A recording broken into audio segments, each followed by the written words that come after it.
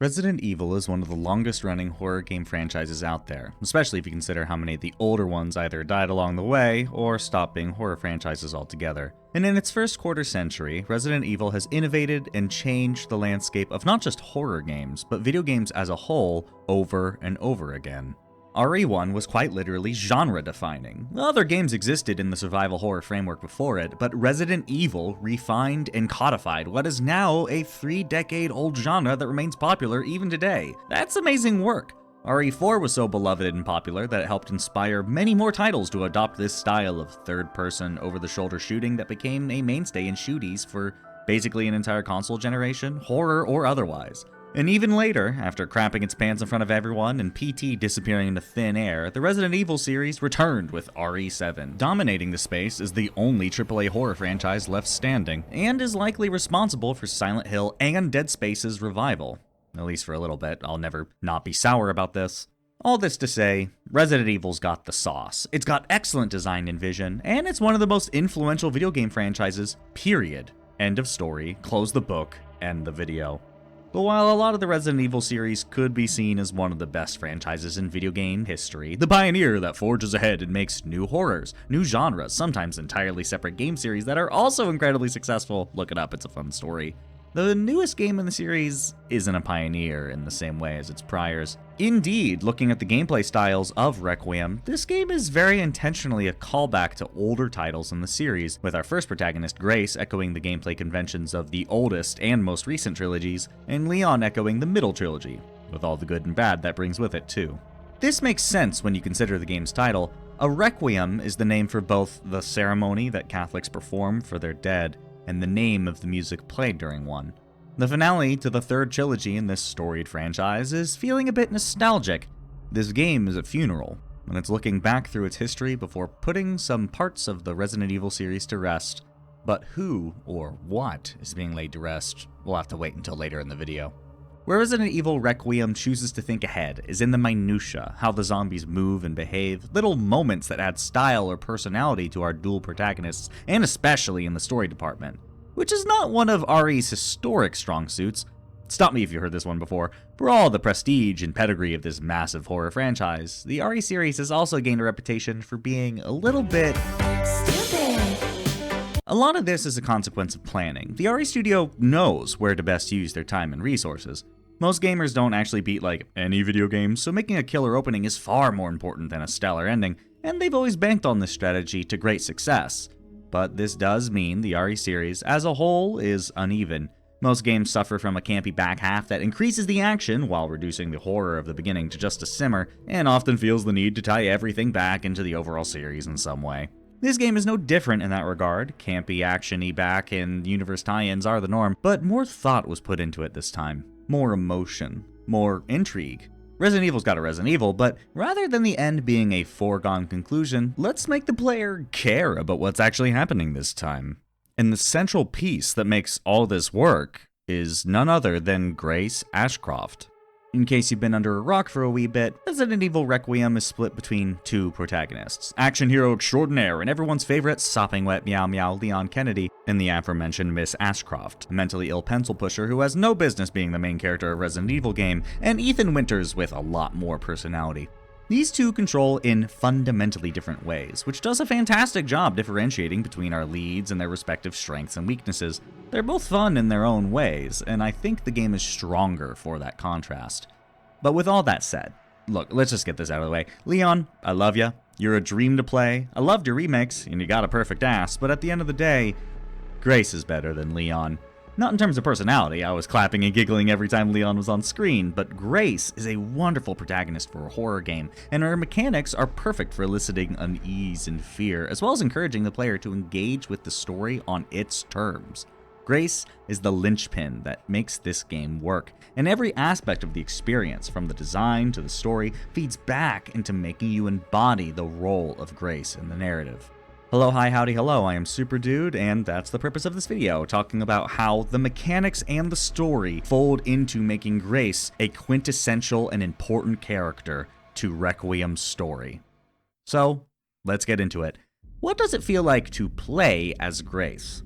From the moment we first see Grace, she, and by extension you, are in a position of weakness. Grace is brought on site to investigate a string of murders at the location of her very own mother's murder 8 years prior, and though it seems Grace was already a nervous person before that event, it's obviously a traumatizing memory for her. Regardless, Grace is sent in by someone who doesn't seem to know or care about her mental health, and what she finds there is a conspiracy, with her at the center. Dr. Totally Not a Tyrant thinks Grace is the key to this game's MacGuffin, and whisks her away to a chronic care center to go about that task. But not before Grace gets a MacGuffin of her own. Ooh. In the care center, you are treated to a short sequence of rooms with items that unlock further items needed to progress, classic Resident Evil stuff, but with a huge monster stalking the halls, and Grace is powerless to do anything other than redirect its attention with bottles, stealth game style. Leon comes to save her, which is finally when she's let loose to play a more traditional Resident Evil, albeit while only having one bullet in your gun, and you won't be finding more for a while. She's narratively weak, unable to voice her extreme discomfort to her boss, who kinda just tells her to suck it up, and she's mechanically weak, having just some bottles and a single bullet in a massive gun she could barely hold to keep her safe. Grace is not meant to be taking fights head on, and the zombies have changed to reflect that. Requiem zombies are a lot smarter than previous T-Virus victims. Normally T-Virus zombies just shamble towards you without much higher reasoning, but Requiem's undead are different. Whatever the zombie was last doing before death becomes a compulsion that informs their undead behavior, a specific and repeated action that you can recognize and plan around. As an example, the light switch zombies are some of the first you'll come across. I want to go through here, but this zombie's in the way, right? Well, it's constantly messing with this light switch and moaning, "Lights off." So I turned on a light a bit down the hall, and sure enough, it moves over to turn that light off, allowing me through. It's not much, but making the player figure out this minor problem for themselves does a lot to make the experience more meaningful. I outsmarted the zombie with my own reasoning skills. My brain is huge, I'm an alpha gamer, I'm God's gift to gaming and what the hell is this? But the light switch zombie is far from the only one of its kind. There are also the cleaning ladies, the singers, and the patients who hate loud noises, which each require a slightly different method of avoidance. Notice how I said avoidance. The RE games are no stranger to avoiding foes if you can't spare the bullets, but Grace's bullet count is so tight in the early game that you likely couldn't take these zombies out if you wanted to. Besides, with their compulsions keeping them otherwise occupied, you could escape easily enough if you know your way around them. Planning your movement through the mansion has always been a puzzly affair, but now there's an added wrinkle of each zombie's specific behavior changing your relationship to each room and hallway. And even if the zombies had no predefined compulsion, many of them patrol the halls stealth game style, which is a telling design decision. The fact that zombies are more puzzle than combat encounter, coupled with stealth mechanics that harken to the protagonists of Amnesia and similar indie titles, where stealth and running are often your only tools of survival, and it's clear Grace is not meant to fight these monsters, even less so than in other RE titles. Like, this isn't your first video game ever, right? You understand some game design language when you see it. For me, when I picked up that first bottle, I said out loud, "Oh no, I'm not getting a gun, am I?" Pair that with her anxiety disorder, and it's plain to see that Grace is, in my opinion, Resident Evil's worst protagonist in the strength department. In a series of special forces, secret agents, and the families of those people, Grace and Ethan are the only normies forced to witness the horrors, and Grace is not taking it well. All that being said, though, is Grace actually weaker than the protagonists of, say, RE2 or RE7? Personally, I don't think so, but when you have Leon doing Leon things in literally the same game as you, it kind of puts things into perspective. As I said earlier, that contrast helps accentuate her comparative weakness. So let's ask ourselves, why do the zombies act like this? Yes, there is a story explanation for these new, smarter T-Virus zombies, but what's the gameplay justification for this change? All of these new behaviors are in service to Grace's characterization. Recall that Grace is an investigator for the FBI. The whole reason she's in this mess is because her boss figured that she's got the brains to figure this case out. Anxiety may be her primary personality trait, but a trait of equal importance to her character is her intelligence. And that is why her zombies act like little puzzles for the player to walk through. Through the gameplay, we can see Grace's quick thinking on display as she struggles to outmaneuver and outsmart her foes, a fact that's reinforced in cutscenes. Even while losing her marbles, Grace uses her wit to slip out of the clutches of her foes on multiple occasions. She may not have Leon's firepower, but she's no damsel. Well, she kind of exactly is a damsel, but she's not useless by any means. She's just, a normal person who's facing monsters multiple times her size and strength. And be honest with me, do you think that you would do any better? Because I wouldn't. I would have browned my pants multiple times if I was in Grace's shoes. I think she's doing an exceptional job under the circumstances. I know we haven't spent much time talking about Leon so far, and that's because there truly isn't much to say about him on the gameplay front. If you've played RE4 Remake, then this is basically the same. It was fun there, and it's fun here. But what Leon really adds to the gameplay formula, for this game at least, is a break in tension. For the first half of the game, Leon's segments are little treats sprinkled throughout Grace's never-ending nightmare, giving you a much-needed break from the slow horror pacing of Grace with an explosive and cathartic bursts of heads. After spending so much time outsmarting the monsters as Grace, circumventing the problem without outright solving it, or solving it at the cost of precious resources, it feels good watching Leon take care of the buggers with speed and looking cool while doing it. But don't get too comfortable. This reprieve is sweet, but short. Whatever moment of existential dread we left Grace off with, the game will be sure to put you back in the driver's seat before the scares begin anew. This is Requiem at its best. Slow horror, mounting tension, encounters that are like puzzles interspersed with actual puzzles. Then you see a really nasty place you don't want to go to, and then you're playing Leon. Relief washes over you as you kick zombie ass and feel like an action hero, but then the Leon joyride ends just a little too soon, and dread starts bubbling to the surface as you realize you're gonna have to go back to playing Grace. God, this place sucks! It's an emotional loop that never fails to work, and both sides of the experience are stronger for the other's presence. It's practically perfect. The first half of Resident Evil Requiem is easily a 7 out of 7, and nothing I say past this will change that. If any of this has sounded cool to you, then what are you doing? Play the game! So we've been talking a lot about the gameplay so far, but it's about time to talk about the story, because Grace's impact on this game can only truly be appreciated if you understand the stakes. So, I'm gonna talk about story for a bit, from top to bottom, so consider this your spoiler warning. If this is where you step off, thanks for watching so far. Leave a like and subscribe and all that jazz. And hey, did you know that most people who watch my videos aren't subscribed to the channel? That's actually true for basically everyone across the platform. So if you like this video so far and want to see more, or if this isn't your first time around these parts, consider subscribing. It's very helpful towards making more videos and gauging interest in what people actually want to see from me. And hey, even if you don't, I appreciate all of you, whether you're a subscriber, a patron, or a random viewer who decided to pull up for my song and dance today. Thanks for being here. You're all stars in my book. Oh, sorry, that was a poor choice of words. I'm sorry, guys. You're all gonna have to play Resident Evil 3 now. I don't make the rules. Nemesis does.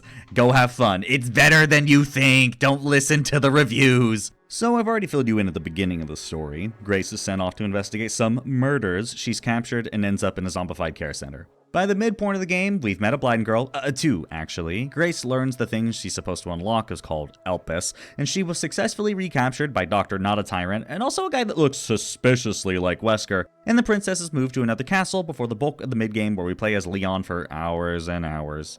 For this first leg of the game, Grace's direct antagonist is the girl, that monster I described earlier. And even after you gain more bullets for the big boss, and a more manageable normal gun for normal people, the girl still can't be killed. Meaning, yes, this is another creature who's best dealt with, or perhaps only can be dealt with, by stealth. Are horror games fun? A couple of rhetorical questions for you.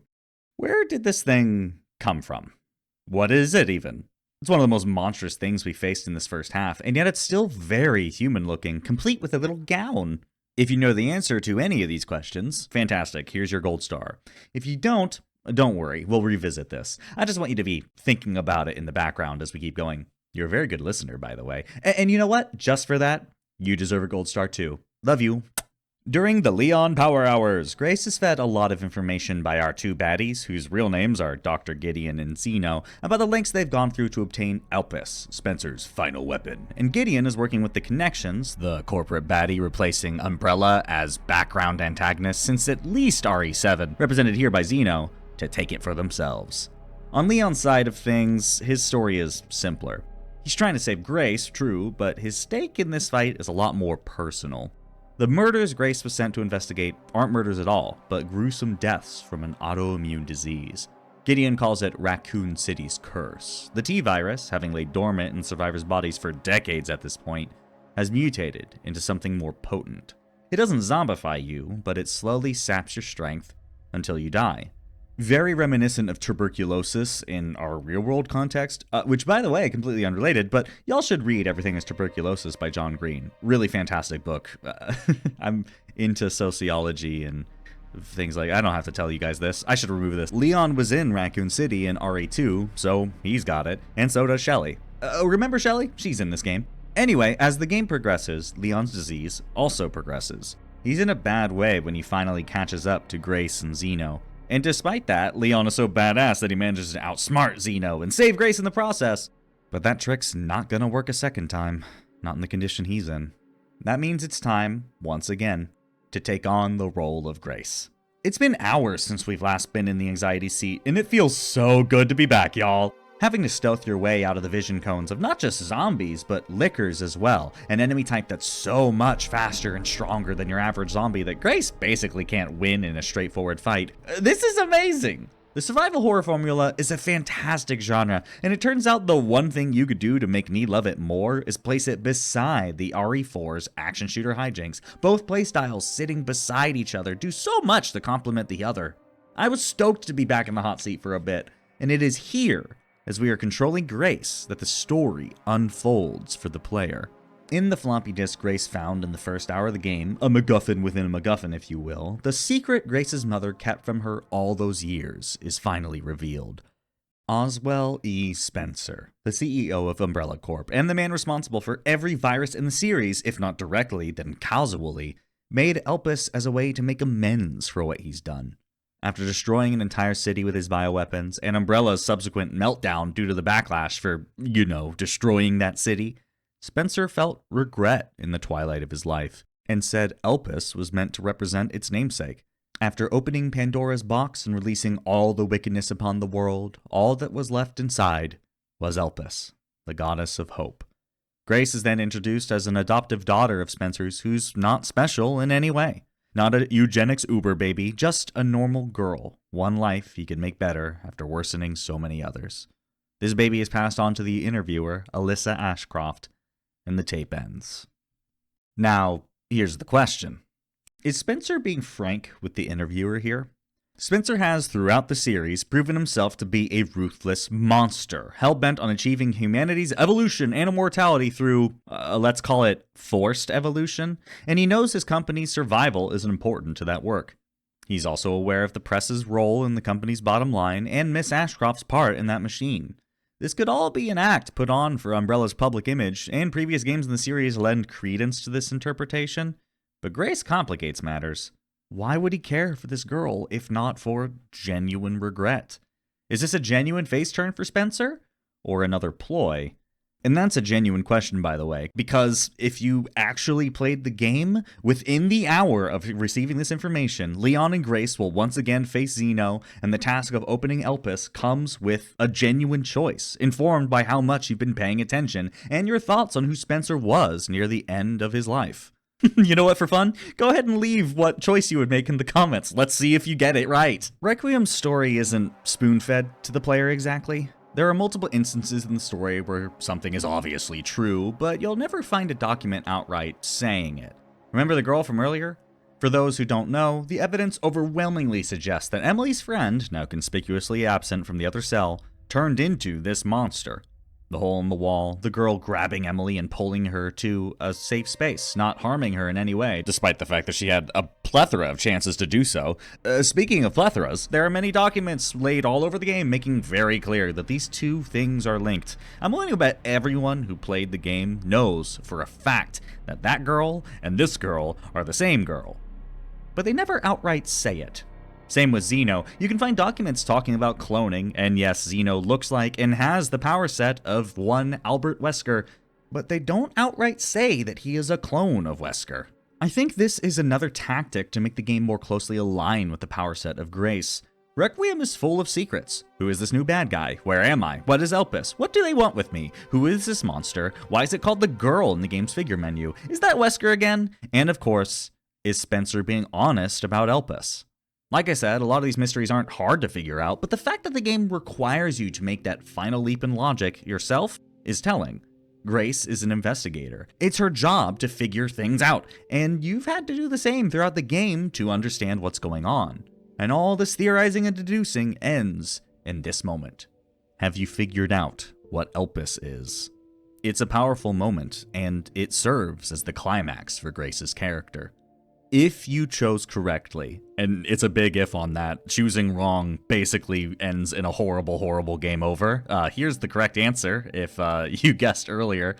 So for those of you who got it wrong, sorry. But if you choose correctly, everyone in the room, from Zeno to Leon, are kind of dumbfounded by what's happening around them, while Grace, in her mousy, stuttery way, tries to get out what to her is just obvious. Everybody knew for a fact what Elpis was designed to do, so much so that Zeno won't even let Grace finish her thought, and his arrogance unmakes him in real time. If not for Grace being there, the bad guys may not have won the game exactly. Elpis would have still remained a mystery to them. But Leon would have certainly died here without her. Grace's intelligence is what saves the day in the end, and if you've been paying attention, this should come as no surprise.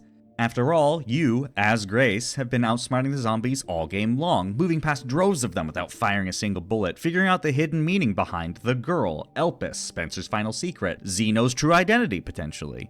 Through playing as Grace, you achieve these things through her specific set of abilities, which incentivize intelligent play, a synergy of player and player character. That is an achievement all of its own, and it makes Grace one of the most well-realized protagonists in Resident Evil's history. She may be, as I said earlier, one of the worst people to be in this situation. She doesn't seem to have the heart for it. But no other character in this series could have solved this case. She's quickly become one of my favorite characters in all of Resident Evil, and honestly, I hope she doesn't return. We don't need to make her a badass. Let her be a background character, a woman in the chair, like Shelly or Hunnigan maybe, but I would prefer if she walked out of the series and lived a normal life past this. No one else who's been touched by Spencer's horrors has escaped unscathed, and Grace has lost so much to that man already. I hope Grace can get the happy ending she deserves. She certainly worked for it. Throughout promotional material and most of the game's run, it seemed the thing that was going to die off, the person the titular Requiem was for, was Leon. He was so marked for death that it felt obvious.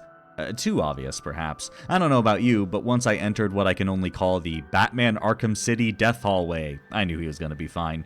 You don't try to sell a death this hard if a character's actually going to die. No, the actual person for which this game acts as the final bow is Spencer, and by extension, the entirety of the Umbrella Corporation. Spencer was killed in a flashback cutscene all the way back in RE5, and there wasn't much fanfare to it. No tears were shed for the death of an evil old man who cursed the world with his science. But this game does mourn the man. Spencer's last project was more of a sigh than a gasp, a balm to mend some of the damage he had wrought. Perhaps if Resident Evil 5 gets a remake, what a minefield that will be. Good luck, Capcom, I don't envy you. But if they remake that game, perhaps we will see them change this character to play better with their new interpretation. But it seems that this is it for the man and his company. This signals a sea change for the Resident Evil games. No more reanimating Umbrella's corpse to see what secret project they have hidden in a different underground lab. Umbrella is over, and the man that created all these monsters finally saw his hate for what it was and decided to do one good thing with what time he had left. Or two good things. It's a cute send-off for Resident Evil's progenitor villain, and a bold promise for the future of the series. Of course, it's perfectly possible they renege on this in the future. Requiem didn't hit any of Umbrella's vitals. There can always be another underground lab. But I have faith in them to make the right choice. This wouldn't be the first time Resident Evil's waded into uncharted waters. They made some fantastic games, and lost their way a couple of times, and successfully changed the industry multiple times. Who's to say they don't have it in them to do it once again? I am Superdude. Thank you for watching.